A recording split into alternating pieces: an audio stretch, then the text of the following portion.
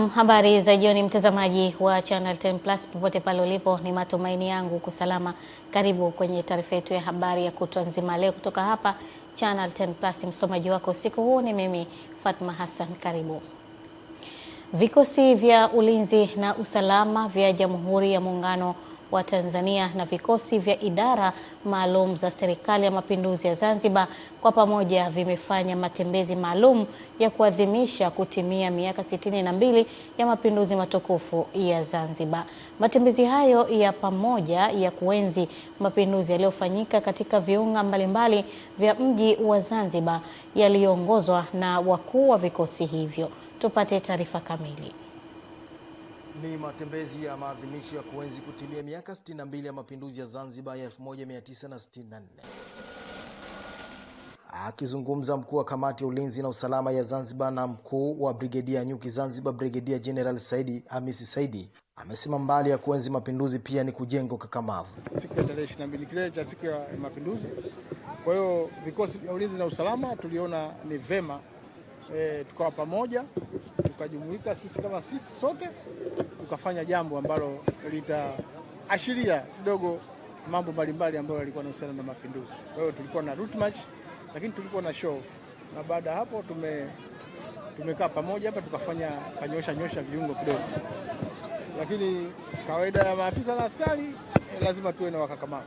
Kwa hiyo ni moja kati ya mambo ambayo yanatufanya tuwe wakakamavu zaidi. Kamishna wa polisi Zanzibar Kombo Hamis Kombo na makamu mwenyekiti wa kamati ya ulinzi na usalama Zanzibar amesema matembezi hayo pia yanalenga kuimarisha ushirikiano. Tumeanza mwaka mpya na mambo mapya na tunajitahidi wakati wa kushirikiana pamoja kwa wale yote ambao mapungufu tuliyaona kwa namna moja au nyingine.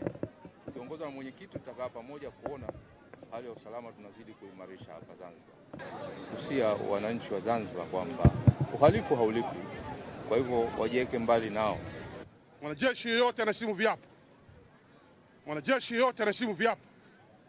Mwanajeshi yote anaheshimu viapo. Na sisi kulingana na viapo vyetu tutaendelea kuyalinda mapinduzi ya Zanzibar kwa nguvu zetu zote, kwa mshikamano wetu wote.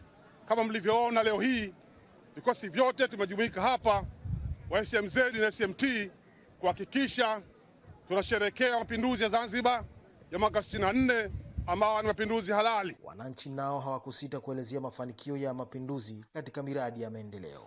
Ukizungumzia miundombinu ipo, ukizungumzia afya majengo yapo, madaktari wapo, ukizungumzia elimu maskuli yamejazana. Mapinduzi basi tunajivunia kwa sababu tayari tunaona neema hizi iko tayari tunazishuhudia. Kwa hiyo sisi tunategemea kwamba tupate mapinduzi haya kwa na neema kubwa.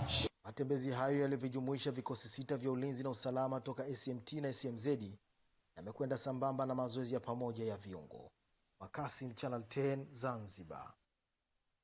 Asante Juma Kasim kwa taarifa hiyo. Tunawatakia Watanzania wote siku njema ya mapinduzi ya Zanzibar. Myanmar inakabiliwa na tuhuma za mauaji ya halaiki dhidi ya jamii ndogo ya Warohingya katika mahakama ya kimataifa ya haki ICJ ya Umoja wa Mataifa iliyoko The Hague nchini Uholanzi. Gambia ilifungua kesi kwa mara ya kwanza dhidi ya Myanmar mnamo mwaka 2019 ikidai kuwa operesheni ya kusafisha iliyofanywa na jeshi la Myanmar mwaka 2017 ilikiuka mkataba wa kuzuia mauaji ya kimbari wa mwaka 1948. Wakati wa operesheni hiyo, vikosi vya serikali vilituhumiwa kwa kadhia mbalimbali ikiwemo ubakaji wa watu wengi na kuchoma maelfu ya nyumba za watu ambapo takribani watu 700,000 wengi wakiwa wa jamii ya Rohingya walilazimika kuyakimbia makazi yao. Hata hivyo serikali ya kijeshi ya Myanmar imekanusha mashtaka dhidi yake. Wakulima na wafugaji kote nchini wametakiwa kujenga tabia ya kuheshimu taratibu na mipango iliyowekwa kwa ajili ya matumizi bora ya ardhi kwa kuwa yote hayo yanafanyika kwa mujibu wa sheria. Tupate taarifa kamili. Waziri wa Mifugo na Uvuvi Balozi Dr. Bashiru Ali Kakurwa ametoa kauli hiyo katika kijiji cha Kitaraka, tarafa ya Itigi, wilayani Manyoni, mkoani Singida, alipokwenda kutembelea kukagua na kusikiliza kero za wananchi wanaotumia shamba la Tanganyika Packers kinyume na utaratibu uliowekwa. Kwa kuwa ardhi haiongezeki, na waombeni tujenge tabia ya kuheshimu taratibu na mipango ya matumizi bora ya ardhi. Kama ardhi mmekubaliana kwamba eneo hili ni la makazi, eneo hili ni la kilimo, eneo hili ni la akiba ya masoko, ni mnada, hapa ni mifugo, viongozi jamani, msibadilishe matumizi hayo kinyume na utaratibu. Ndio hilo alilolisema huyu mwenzangu. Sasa kwa sababu mimi siwezi nikafanya maamuzi hapa hadharani kwa jambo ambalo sijapewa taarifa ya kutosha, nalichukua. Ilikuwa na vijiji ambavyo vilipata nafasi ya kuweka matumizi bora kupitia mpango wa Mkurabita na mpango wa matumizi bora ya mwaka 2007. Kuna vijiji zaidi ya 15 vilipata bahati hiyo. Vijiji hivi viliweka maeneo ya malisho ya mifugo. Maeneo yale tumeendelea kuyatumia vizuri mpaka mwaka 2009. Katika hatua nyingine, Balozi Dr. Bashiru Ali Kakurwa akawahakikishia wafugaji wa mifugo nchini kwamba serikali itaendelea kuongeza idadi ya majosho, vyanzo vya maji kwenye majosho, pamoja na kutoa ruzuku kwenye dawa za kuogeshea mifugo. Na tusipochanja tutapata matukio mabaya ya vifo, na ubora wa mifugo yetu utashuka na uchumi wetu utashuka. Tutaendelea kuongeza majosho, tutaendelea kutafuta vyanzo vya maji kwenye majosho. Juzi hapa imetokea lipuko la ugonjwa wa mifugo. Ng'ombe zinaanguka kama binadamu mwenye kifafa. Na tulijaribu kumuita bwana mifugo, anaitwa Zefa. Sasa kwa kuwa kuna wengine wameua ng'ombe bila kujua tatizo ni nini? Mimi yani kero ambayo nimekutana nayo na ni changamoto imekuwa kubwa sana kwa wananchi wangu. Ni kuhusu kero la maji. Yani wananywesha, yani wanaenda sehemu ya mbali sana kutafuta maji. Chama cha Mapinduzi CCM wilaya ya Micheweni kimewapongeza viongozi wa jimbo la Konde kwa juhudi zao za kuboresha huduma za kijamii kwa wananchi, hususan baada ya kufanikisha uchimbaji wa kisima cha maji safi na salama katika kijiji cha Mji Mpya Shehia Kipange, hatua ambayo inawahakikishia wananchi wa kijiji hicho kupata huduma za msingi karibu na maeneo yao. Taarifa ya Masanja Mabula kutoka kisiwani Pemba inafafanua zaidi. Akizungumza wakati wa ziara kukagua mradi huu, katibu wa idara ya siasa na uenezi CCM wilaya ya Micheweni, Abdalla Hamisi Shame, amesema chama kimeridhishwa na utendaji wa kazi wa viongozi hao wa jimbo la Konde na kuwataka wananchi kukitunza na ukilinda kisima hicho ili kiendelee kuwanufaisha wakazi wa kijiji hicho. Na hakika wanaendelea kuiga yale mema ya Dr. Hussein Ali Mwinyi na Mama Samia. Swala la kumsaidia mwananchi kuondoa changamoto ya maji ni sadaka. Swala hili ni jambo ambalo siku zote ni sadaka tulijaria, watapata thawabu, lakini pia chama chetu ni sehemu ya utekelezaji wa ilani. Kwa hiyo chama kinawapongeza sana Mheshimiwa Nasoro, Mheshimiwa Zawadi na madiwani na wawakilishi wengine na wabunge wengine popote walipo, endelee kuiga mifano hii. Kwa upande wao viongozi wa jimbo la Konde, mbunge na mwakilishi, wamesema wataendelea kutekeleza miradi ya maendeleo na kuwataka wananchi kuwa tayari kuchangia huduma ya maji ili iweze kutumika kwa muda mrefu. Wananchi wa kijiji hichi watapata maji masaa 24 sasa hivi, wakiwa gharama yao kubwa ni umeme tu, lakini katika ile leo sijui ya maji yamekatika ule kuna mgao, wao watakuwa wameepukana na swala hili na kuweza sasa kuingia katika mfumo wa kuwa huduma hii ya maji tayari kwao si tatizo tena. Miundombinu hii waendelee kuitunza na kuienzi sambamba na uchangiaji wa huduma ya umeme ili sasa waweze kupata hayo maji, kwa sababu bila huduma ya umeme ya maji atakuwa hawezi kupanda kwenye mashine na kuweza wao wakapata wakatumia. Nao wananchi wa Mji Mpya wamewashukuru viongozi wa jimbo kwa kusikiliza kero zao na kuchukua hatua kwa wakati. Ilikuwa tunatumia maji ya kisimani, ukenda mna majongo, ukenda mna makukwi.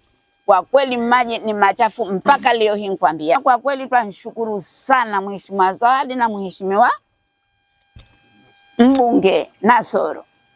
Ili tatizo amelipa kifua mbele zaidi kutokana na kijiji cha Mji Mpya. Tunashukuru sana. Sasa tatizo hili huwa linawakumba watu wake wetu wa kijiji cha Mji Mpya. Kwa hivyo insha Allah, kwa uwezo wa Mwenyezi Mungu, huenda tatizo hili likatuondokea. Ni Masanja Mabula, Channel 10, Pemba, Zanzibar.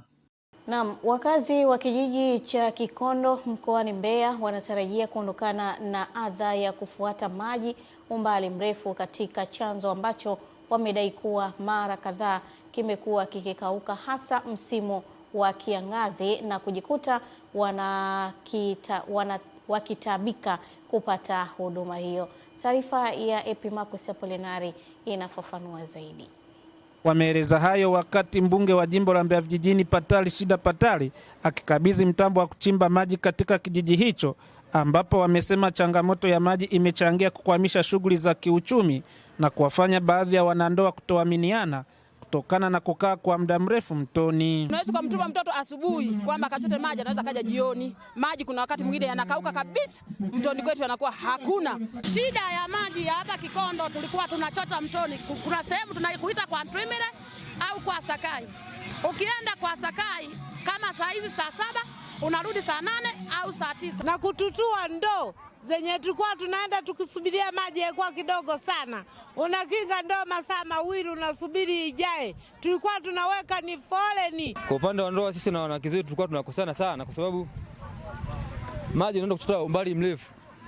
Wakati mwingine inakuwa sio rahisi kuamini sana kama kweli mwanamke alikuwa mtoni. Mbunge wa jimbo la Mbeya vijijini Patali Shida Patali amesema lengo la serikali ni kumtoa mama ndoo kichwani na kueleza kuwa ataendelea kutatua changamoto zinazowakabili wananchi hao, huku kaimu meneja wa wakala wa maji na usafi wa mazingira vijijini Ruwasa Mhandisi Sambo Sibaje amesema watachimba kisima chenye urefu wa mita 180 na kupima uwezo wa kisima na ubora wa maji. Leo nipo hapa kukabidhi huu mtambo utuchimbie kisima cha maji ili wana Kikondo tupate maji na ile adha ya miaka yote sasa iwe historia. Na zoezi hilo lote litakalofanyika litagharimu shilingi milioni 27 ambalo litaishisha hizo shughuli zote. Kijiji changu kina wakazi 836. Nategemea kwamba hayo maji yakichimbwa yatahudumia hao wakazi. Kutoka katika kijiji hiki cha Kikondo hapa mkoani Mbeya, Epimakus Apolinari, Channel 10. Ya wananchi 1000 wa wilaya za Handeni, Kilindi na Korogwe mkoani Tanga waliokuwa wakikabiliwa na matatizo mbalimbali ya macho, hali iliyopelekea baadhi yao kukumbwa na upofu, wameondokana na matatizo hayo baada ya kupewa matibabu na kufanyiwa upasuaji wa macho. Kutoka Handeni, NST Mbezi anaripoti. Ni kambi ya utoaji wa matibabu ya macho kwa wananchi bila malipo iliyoandaliwa na taasisi ya Bilal Muslim Mission of Tanzania kwa kushirikiana na kampuni ya Yas pamoja na taasisi za Better Charitable Trust na African Federation. Na hapa baadhi ya wananchi waliopata matibabu hayo wanasema: namshukuru Mwenyezi Mungu kwa siku ya leo kuja hapa na kutengenezewa vizuri sana, na halafu nikaambiwa kwamba jicho halina matatizo zaidi. Macho yangu yalikuwa hayaoni baada ya kupata maumivu ya kiuno, ndio nikasioni, yakapungua macho yakawa hayaoni. Kapata jana matibabu na nafuu kidogo, sasa ninaona kidogo. Baadhi ya madaktari wanaelezea ukubwa wa tatizo la macho hasa kwa wazee, huku waratibu wa zoezi hilo la utoaji wa matibabu ya macho lilofanyika kwa muda siku 3 wilayani hapa wakitoa tathmini ya awali ya zoezi hilo mpaka sasa. Matatizo makubwa ya macho yako kwa wazee. Kwa hiyo kinachochangia cha kwanza ni umri, na hasa kwa magonjwa ya mtoto wa jicho ambayo ndio yanazuia watu kuona. Kwa hiyo wale wenye umri wa kuanzia miaka 50 na kuendelea wanakuwa kwenye nafasi kubwa zaidi ya kupata matatizo ya kuona. Huduma ya kuwapa miwani, dawa na kuwapa elimu ni mpaka leo tukimaliza tunaweza tukawa 2000 au na ziada. Na wale ambao tutawafanyia upasuaji inaweza ikafika 100 na kitu. Maneno yangu ni maneno ya kushukuru taasisi hizi zote, ama kwa hakika wana Handeni tumepata tabasamu kubwa. Lakini pia ni wananchi wa mkoa wa Tanga, kwa sababu wengine kutoka wilaya ya Kilindi na Korogwe mpo hapa. Tumepata tabasamu kubwa kupitia taasisi hizi ambazo zimeamua kuiunga mkono serikali. Kutoka wilayani Handeni mkoani Tanga, mimi ni Ernest Mbezi, Channel 10. Watoto 160 wanaoishi mazingira duni ambao wamepatiwa mahitaji ya shule katika manispaa ya Musoma mkoani Mara wameonywa kuacha kwenda kujiingiza katika vikundi vya matumizi ya dawa za kulevya, badala yake wakazingatie dhamira ya lengo linalowapeleka shuleni. Musa Makali anaripoti kutoka Mara. Ama kweli kama wasemavyo wahenga, akufai kwa dhiki ndio rafiki. Msemo huu unajidhihirisha hapa baada ya wanafunzi kukabidhiwa vifaa vya shule na mbunge wa jimbo la Musoma mjini Mgole Milaji, na rai anaitoa kwao kuepukana na vikundi vyenye maadili yasiyofaa watakapokuwa shuleni. Mwende mkajue mmetoka kwenye familia duni na wazazi ama walezi wanawategemea nyinyi. Mwende mkasome, watoto wa kiume kwa watoto wa kike. Mkifika shuleni mzingatie masomo. Msome kwa bidii. Muache kutoroka mnakimbilia milimani, mnakimbilia kwenda kuogelea. Wengine mnataka kwenda kuanza kujifunza uvuvi, bado umri hautoshi. Wengine wana tabia wanavuta bangi, wengine hadi wanakunywa vishimwa. Watoto wa form 2 lakini wanapiga shimwa. Baadhi ya wazazi ambao watoto wao wananufaika na vifaa hivi nao wanaeleza. Changamoto ilikuwa ni uchumi. Mtoto anapofaulu, uchumi unakuta umedorora. Unawaza ni jinsi gani nitaweza kumfikisha shuleni. Mtoto wangu hana baba, ni mimi kama mimi. Mimi ndo mama, mimi ndo baba. Nikizunguka huku, nikizunguka kule, sikuweza kuhimia. Kwa niaba mkuu wa wilaya Musoma Ahmad Kanuni, anawataka walimu kuhakikisha watoto wote watakaporipoti shuleni wote wanapokelewa. Kwa hiyo kwa wale ambao watashindwa kuripoti na uniform, mwalimu yoyote haruhusiwi kumzuia mwanafunzi kuripoti shule. Anatakiwa aendelee na masomo yake kipindi ambacho mzazi anaendelea kumtafutia uniform. Wakati shule zikifunguliwa Januari 13, swala la ukatili nalo halijaachwa kukumbushiwa. Hii tabia ya mtoto wa mwenzio sio wako, hapana. Na watoto wa kiume msiruhusu kuvaa mavazi ya kike. Msiyapende. Sawa? Kutoka hapa mkoani Mara, jina langu ni Musa Makali na hii ni Channel 10. Serikali imetatua changamoto ya usafiri wa kivuko kati ya wilaya ya Kigamboni na Ilala kufuatia kukamilika kwa ukarabati wa kivuko cha MV Kazi uliohusisha kubadilisha injini na mifumo ya umeme. Akizungumzia mafanikio hayo kwenye sekta muhimu ya usafirishaji na uchukuzi, kaimu mtendaji mkuu wa wakala wa ufundi na umeme Tanzania TEMESA amesema kuwa ukarabati wa kivuko hicho chenye uwezo wa kubeba abiria 200 kwa safari moja umechukua siku 4 na umegharimu jumla ya shilingi milioni 30. Maboresho hayo pia amesema yatasaidia usalama na ufanisi wa huduma kwa wananchi wanaotegemea kivuko hicho sambamba na kupunguza msongamano, huku akibainisha kuwa majaribio rasmi yatafanyika kwa kivuko hicho na ndipo kitakapoanza kutoa huduma kwa wananchi wa kivukoni na Kigamboni. TEMESA inawaomba radhi watumiaji wa kivuko hichi kwa usumbufu wote ule ambao umejitokeza, na tunawaahidi kwamba baada ya matengenezo haya kivuko chetu kipo tayari kwa ajili ya kuwahudumia ili waweze kutekeleza majukumu yao. TEMESA inaishukuru serikali ya Jamhuri ya Muungano wa Tanzania inayoongozwa na Daktari Samia Suluhu Hassan kwa kutupa support kwa kipindi chote hiki ambacho tumekuwa tukifanya matengenezo haya. Upande wao, baadhi ya wananchi wanaotumia kivuko hicho wamesema kurejea kwa huduma za MV Kazi ni faraja, kwani hatua hiyo itarahisisha shughuli zao za kila siku ikiwemo kwenda kazini, shuleni na kwenye shughuli zao za kibiashara. Wakati kimesimama kimekuwa ni usumbufu mkubwa kwa sababu sio wote ambao walikuwa na mudu kuvuka kwa hizo za shilingi 500. Kuna mtu ambaye unakuta ameshajiwekea kwamba bajeti yake ni hizo 200, anajua kwamba kila siku lazima avuke. Na ameshajiwekea kwamba ni 200 asubuhi na 200 atakapokuwa anarudi. Kwa hiyo kiliposimama kiliathiri kwa kiasi fulani bajeti za wengine. Kwa upande mwingine kuna kitu kidogo ambacho serikali wametuongeza, wametusaidia, tunafanya. Tunajua hizo ni taratibu za kimiundombinu. Serikali watakaa chini, watatafakari, wataangalia kitu gani cha kufanya, watatusaidia.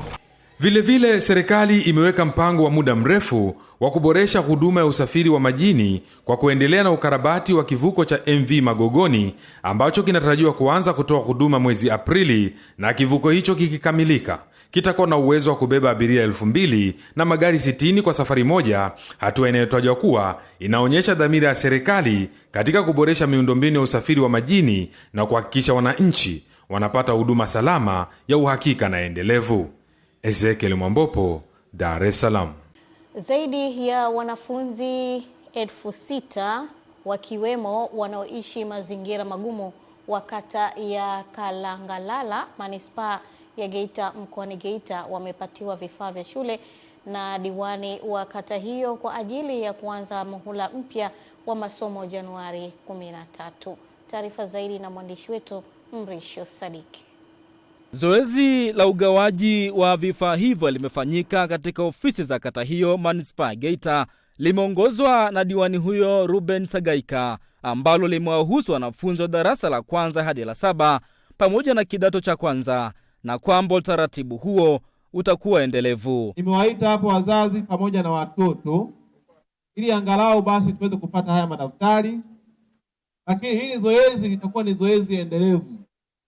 Tutakuwa pia tunapita kwenye mashule, tunaangalia wapo watoto ambao hawawezi kununua hata uniform kabisa. Tutajaribu kuwashika ili angalau basi hao watoto waweze kupata nini? Kupata shule. Pia tulihimiza watoto ambao wana mahitaji maalum, tuliwaomba pia wazazi wawalete hapa, na kama hawezi kuja atatuambia. Serikali imeelekeza watoto wote walipoti shuleni, na sisi kata ya Kalangalala tumejipanga kuhakikisha watoto wote wanaripoti shuleni.